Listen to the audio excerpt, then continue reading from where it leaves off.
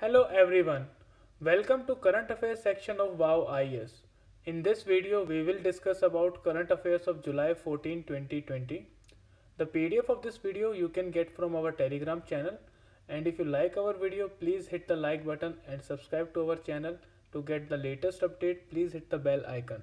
Today we will be discussing about Mont Blanc. This is a mountain between France and Switzerland. Second is Tangams. These are tribes of Arunachal Pradesh. Third topic is Dehing Patkai Wildlife Sanctuary.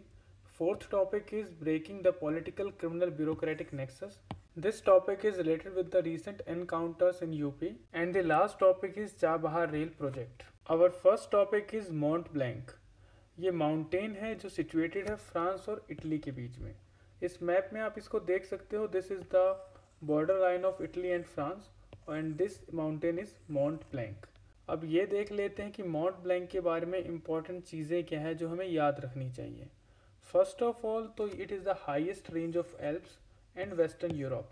ये western Europe और Alps की highest range है. इसकी जो height है वो है 4808 metres and it is the second highest mountain range of Europe. Europe की हाईएस्ट माउंटेन रेंज कौन सी होगी? वो होगी माउंट एल्ब्रस. तो आपका होमवर्क ये है कि माउंट एल्ब्रस को आप मैप में लोकेट करें, ये कहाँ पर है और किस माउंटेन रेंज का ये पार्ट है. Mount Blanc is 11th highest range of the world and it is also known as roof of the world because ये हाईएस्ट समिट है वेस्टर्न यूरोप की. Our next topic is related with a small tribal group known as Tangams. ये news में इसलिए है because recently Arunachal chief minister ने एक book release की है known as Tangams and ethnolinguistic study of critically endangered groups of Arunachal प्रदेश. अब यूपीएससी इस पे क्वेश्चन ऐसे पूछ सकती है कि व्हाट आर तंगम्स या तंगम्स कौन होते हैं. तो this is a small community within a larger Adi tribe of Arunachal Pradesh and ये मोस्टली पाए जाते हैं कुगिन हैमलेट आप कह सकते हैं विलेज के अंदर in the upper Siang district of this Arunachal Pradesh. So what you need to remember is that Tangams are a small tribal groups within a larger group of Adi tribe and they are found in Kuging village situated in Siang district. In 1975 their population was around 2000 and was spread across 25 villages. Now a study was conducted between 2016 to 20 और इस study ने reveal किया है कि सिर्फ 253 speakers ही रह गए हैं तंगम लैंग्वेज के and they are situated in only one village that is Kugin. तो जो पहले लगभग 25 विलेजेस में सिचुएटेड थे लोग वो अब सिर्फ एक विलेज में रह गए हैं and the population has also been down from 2000 to 253. UNESCO's world atlas of endangered languages in 2009 put Tangam in the list of critically endangered languages. So this can become a question for you. And ये इतने कम speakers क्यों हैं इसके तंगम language के, यानी 253 speakers जो हैं इतने कम क्यों हैं?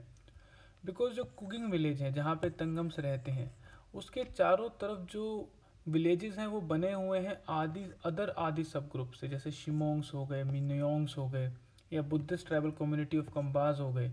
तो इनसे कम्युनिकेट करने के चक्कर में जो तंगन्स हैं वो मल्टीलिंगुअल हो चुके हैं और अपनी लैंग्वेज की जो रेलेवेंस है वो उनके लिए कम हो चुकी है.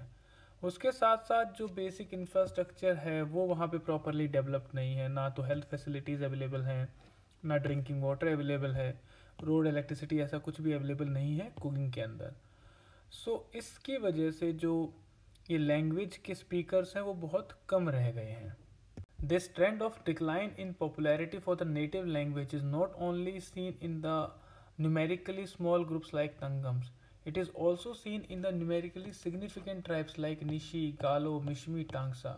और ये इसलिए है बिकॉज ऑफ जो इंक्लिनेशन रहती है यूथ की वो रहती है लैंग्वेजेस लाइक इंग्लिश के लिए, आसामीज़ के लिए, अरुणाचली हिंदी के लिए, बिकॉज ये उनकी फर्दर एजुकेशन के लिए, उनकी फर्दर एम्प्लॉयमेंट के लिए या उनके करियर के पर्सपेक्टिव से ज़्यादा इंपॉर्टेंट हो जाती है. तो इसलिए हम देखते हैं जो क्रिटिकली एंडेंजर्ड लैंग्वेजेस की जो लिस्ट है वो बढ़ती जा रही है. नेक्स्ट टॉपिक हमारा रिलेटेड है इकोलॉजी से. जो Dihing Patkai wildlife century है असम की, अब उसको अपग्रेड किया जाएगा एज नेशनल पार्क. ये असम की 6th नेशनल पार्क होगी. जो अदर 5 नेशनल पार्क हैं वो है काजीरंगा, नामेरी, मानस, ओरांग और दिब्रू साइखोवा. आपको ये सारी की सारी जितनी 5 ये 6 की 6 जो नेशनल पार्क्स हैं ये आपको मैप के अंदर लोकेट करनी है। This will be your homework. और Dihing Patkai wildlife sanctuary के बारे में थोड़ा सा देख लेते हैं। ये लोकेटेड है डिब्रूगढ़ और तिनसुकिया डिस्ट्रिक्ट के अंदर। टोटल एरिया इसका 111.19 स्क्वायर किलोमीटर है, जो ज़्यादा इंपॉर्टेंट नहीं है। जो इंपॉर्टेंट चीज़ है वो ये है कि ये रेन फॉरेस्ट एरिया के अंदर आता है। तो यू नीड टू रिमेंबर कि यहाँ पे इकोलॉजी कैसी है, तो रेन फॉरेस्ट टाइप है। और तीसरा, इसको एलिफेंट रिजर्व भी डिक्लेयर किया गया है अंडर प्रोजेक्ट एलिफेंट। तो you need to remember 3 things. Dihing Patkai wildlife sanctuary को नेशनल पार्क में कन्वर्ट किया जा रहा है। सेकेंड इज़ दैट आसाम के अंदर अब 6 नेशनल पार्क्स हैं, उनकी लोकेशन, उनके नाम आपको याद रहने चाहिए। ये इंपॉर्टेंट क्वेश्चन है, यूपीएससी पूछता है। थर्ड थिंग इज़ दैट ये कहाँ सिचुएटेड है, ये डिब्रूगढ़ तिनसुकिया यानी आसाम के अंदर है और रेन फॉरेस्ट एरिया में है। And the last thing is that ये एक एलिफेंट रिजर्व भी है प्रोजेक्ट एलिफेंट के अंदर। Our next topic is important from mains point of view, that is political, criminal and bureaucratic nexus। इसमें आप एग्जाम्पल कोट कर सकते हो कस्टोडियल डेथ ऑफ तमिलनाडु या क्रिमिनल एनकाउंटर इन यूपी। इस ये कहीं ना कहीं पुलिस का जो फंक्शनिंग है उसके ऊपर क्वेश्चंस रेज करता है कि पुलिस जो है इनजस्टिस को ब्रीड कर रहा है by not allowing a fair judicial trial to these people. And this was also raised by Vohra committee in 1993। It has submitted a report on the nexus between criminals, politicians, and government functionaries. Director of Intelligence Bureau has also suggested that an institution should be set up to effectively deal with this menace. According to Association of Democratic Reforms, the corruption of politics is deep rooted. ये हर election के साथ बढ़ता जा रहा है।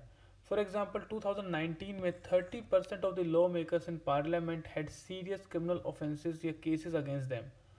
Then the number was raised to 34% in 2014 and now in 2019 जो current Lok Sabha हमारी उसके अंदर 43% ऐसे lawmakers हैं जिनके अगेंस्ट serious criminal cases हैं।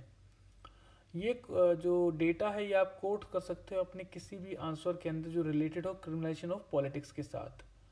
ऑल्सो एडिशनल डेटा ये हो जाएगा कि यूपी असेंबली के अंदर अराउंड 36% या 143 MLAs are those who have criminal cases against them. In the way forward, you can write a law must be brought on place which debars person with serious criminal charges from entering legislature. Secondly, Malimath committee की जो recommendations है criminal justice system के revamp के लिए उनको implement करने की ज़रूरत है। थर्डली, जो पुलिस रिफॉर्म्स सुप्रीम कोर्ट ने सजेस्ट किए थे उनको भी इम्प्लीमेंट किया जाना चाहिए। एक सेंट्रल एक्ट लाने की ज़रूरत है on the lines of MCOCA to curb the organise criminal gangs. And also you can quote recommendations of second ARC like concept of federal crime. So ये रिकमेंडेशंस आप डाल सकते हो वे फॉरवर्ड के अंदर अगर कोई क्वेश्चन आपके सामने आता है रिगार्डिंग क्रिमिनलाइजेशन ऑफ पॉलिटिक्स से। Our next topic is from IR Chabahar rail project. ये एक प्रोजेक्ट है जो साइन हुआ था इंडिया और ईरान के बीच में 4 years ago and it was going to connect Chabahar port to Zahedan जो कि बॉर्डर ऑफ अफगानिस्तान पे है और फर्दर फिर ये जराज और दिलाराम से कनेक्ट करेगा चाबहार पोर्ट को। अब ईरान ने डिसाइड किया है कि वो अपने आप से ही इस प्रोजेक्ट को कंप्लीट करेगा बिकॉज इंडिया की तरफ से काफ़ी डिलेज हो रहे हैं and it is going to use 400 million from its Iran national development fund. और कहीं ना कहीं इसको देखा जा रहा है कि चाइना की जो असिस्टेंस रही है जो स्ट्रेटेजिक पार्टनरशिप के अंडर आई थी $400 billion की, उसको ईरान यूज़ कर रहा है to complete this project. It was expected that कि ये प्रोजेक्ट मार्च 2022 तक कंप्लीट हो जाएगा but it has got delayed and the reason behind it is the US sanctions. US ने सैंक्शंस लगाए हुए हैं ईरान के ऊपर, इसकी वजह से इंडिया अपना काम आगे नहीं कर पा रहा है। US ने ऑल्दो इन सैंक्शंस के ऊपर वेवियर दिया हुआ है रिगार्डिंग चाबहार पोर्ट और रेल लाइन टू जादान तक, बट जो सप्लायर्स हैं या जो पार्टनर्स हैं वो कहीं ना कहीं रिलक्टेंट है इसमें अपने पैसे डालने के लिए, इसमें पार्टिसिपेट करने के लिए। और उनका फियर ये है कि बाद में कहीं US उन्हें टारगेट ना करे, बाद में कहीं विक्टिमाइज ना हो जाए US सेक्शंस के अंदर। तो इसकी वजह से ये प्रोजेक्ट डिले होता रहा है और इंडिया ने ऑलरेडी अपने ऑल इम्पोर्ट्स जो है ईरान से वो भी कम कर लिए हैं US सैंक्शंस के अंदर। तो ईरान के पास ज़्यादा स्टेक्स हैं नहीं अब इंडिया के साथ इस प्रोजेक्ट पे जाने के लिए। नाउ जो ये वैक्यूम क्रिएट हुआ है इसका बेनिफिट उठाया है चाइना ने।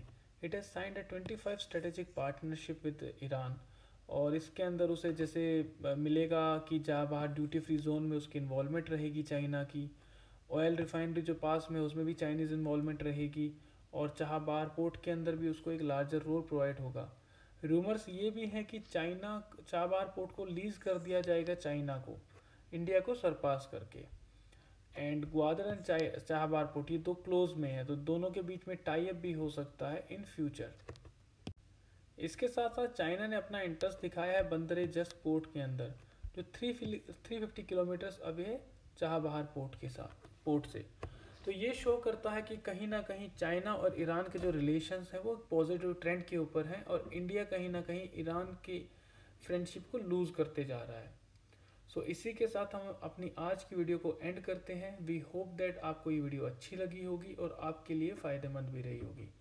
So please hit the like button if you like our video and subscribe to our channel. Thank you very much.